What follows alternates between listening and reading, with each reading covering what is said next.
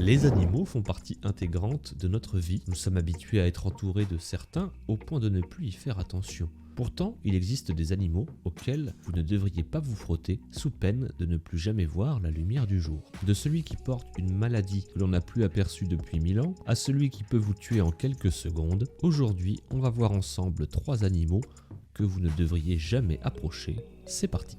Vivant principalement au nord de l'Inde, les loris vivent principalement la nuit.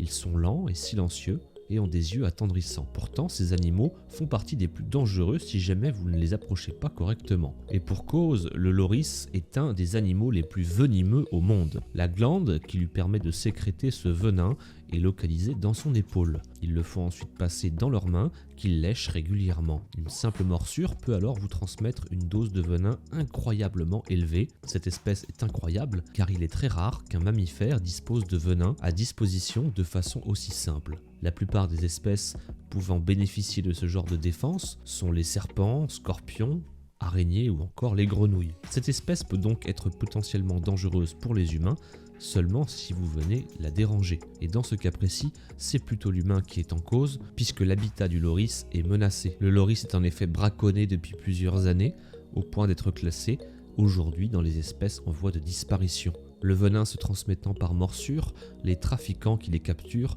leur enlèvent les dents systématiquement sans anesthésie. Leur milieu naturel, les forêts d'Asie, est lui aussi une cause de leur disparition, les forêts étant détruites un peu plus chaque année au profit des routes et des habitations. Numéro 2, le léopard de mer. Mesurant près de 4 mètres et pesant plus de 500 kg, le léopard de mer est considéré comme l'espèce de phoque la plus féroce de l'Antarctique. Il se nourrit principalement de petits crustacés comme les krills, mais aussi de jeunes phoques si nécessaire. En effet, le léopard de mer est un opportuniste.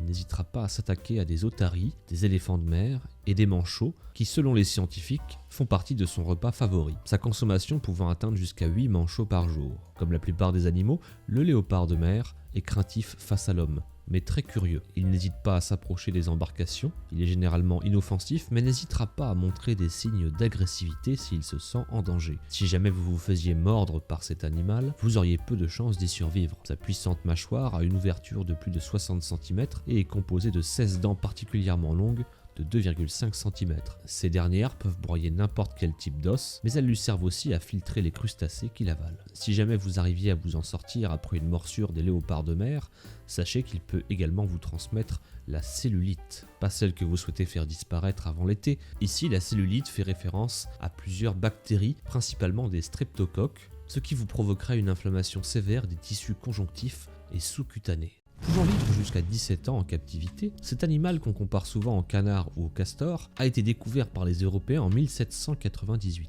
En 1799, le gouverneur et capitaine John Hunter en fit envoyer un pelage et des dessins en Grande-Bretagne. Les scientifiques britanniques furent alors perplexes et pensèrent qu'il s'agissait d'un canular. Animal emblématique et encore largement étudié aujourd'hui, il a été chassé pour sa fourrure jusqu'au début du XXe siècle. Plutôt mignon, surtout quand ils sont petits, on pourrait être tenté d'en approcher un pour le caresser, et c'est pourtant un assassin hors pair. Il dispose en effet de griffes rétractables sur ses pattes, qui peuvent vous injecter un venin mortel. Là encore, c'est un des rares mammifères venimeux dont il se sert principalement pendant la saison des amours. C'est uniquement le mâle qui porte sur ses pattes arrière un aiguillon qui peut alors libérer du venin, capable de paralyser un humain ou de tuer un petit animal comme un chien. Si vous vous retrouviez dans l'eau et que vous vous faisiez piquer par cet animal, vous auriez de grandes chances d'y rester. Paralysie de vos jambes ou du haut de votre corps, vous empêchant alors de nager pour retrouver la terre ferme. L'ornithorynque fait partie de la famille des monotrèmes, comme les hérissons. Ils sont les seuls mammifères à être dotés